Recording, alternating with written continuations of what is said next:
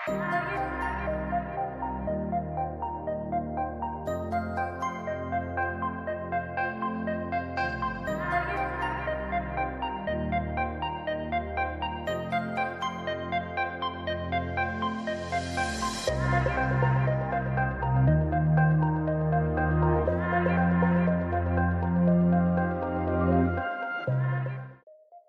Morning everyone, আশা করছি তোমরা সবাই খুব ভালো আছো।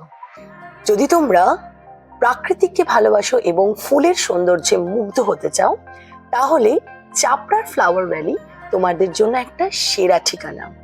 আজ আমরা তোমাদেরকে নিয়ে চলেছি এই রঙিন ভ্যালির এক ভ্রমণ। হঠাৎ করে অনেকদিন ধরে ইচ্ছা করছিল যে শীতকালে কোনো একটা সুন্দর জায়গায় ঘুরে আসি।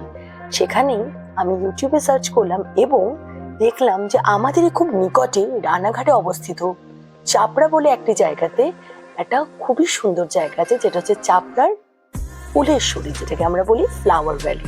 তো আজকে আমরা ওখানেই চলে এসেছিলাম। পুরো জায়গাটা জুড়ে একটা বিশাল বড় মাঠ জুড়ে, বিঘে বিঘে জমি জুড়ে শুধু ফুল আর ফুল। এখানে গাঁদা থেকে নিয়ে তোমার জুঁই ফুল থেকে নিয়ে ডালিয়া ফুল থেকে নিয়ে সব ধরনের, এবং তোমার জবা গাছ, বিভিন্ন রকমের বিদেশি গাছ এবং টগর, তোমার রজনীগন্ধা, তোমার ডালিয়া, সব ধরনের ফুল এখানে তোমরা পাবে। সে এই দেশের হোক বা বিদেশের, সত্যি মন মুগ্ধ হয়ে গেল এই জায়গাটায় এসে। এবার তোমাদের জানিয়ে দিই এখানে আসবে কি করে।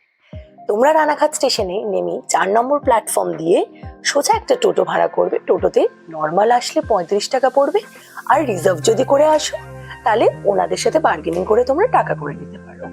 আর এখানে কিন্তু ঠান্ডার সময় এসে পিকনিক করার একটা সেরা জায়গা। তো আমি কিন্তু এখানে এসে অনেক আনন্দ করেছি। সারাটা দিন কিভাবে যে কেটে গেল এই ফুলের সৌন্দর্যের মাঝে বুঝতেই পারলাম না। তো তোমরাও দেরি না করে চটপট চলে আসো নিজের পরিবারের সাথে একদিনের সময় বার করে এই চাপড়ার ফুলেশ্বরী, দ্য ফ্লাওয়ার ভ্যালি, যেটা আমাদের আছে রানাঘাটে অবস্থিত। আর বাই রোড এলে কল্যাণী এক্সপ্রেস ধরে চলে গেলে তো খুবই কাছে।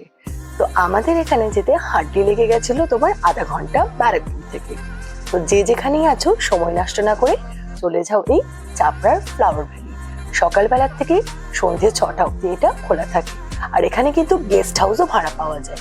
ইন কেস যদি তোমরা রাত্রে ফিরে না আসতে পারো, ওখানে থাকার ঠিকানাও আছে, তো সেটাও তোমরা ওখানে গিয়ে যোগাযোগ করে নিতে পারো। একদম ফ্লাওয়ার ভ্যালির মুখেই কিন্তু গেস্ট হাউস অ্যাভেলেবেল। তো দেখা হচ্ছে পরবর্তী ভিডিওতে। আর সবাই কমেন্ট করে জানো এই ভিডিওটা আমাদের কেমন লাগে।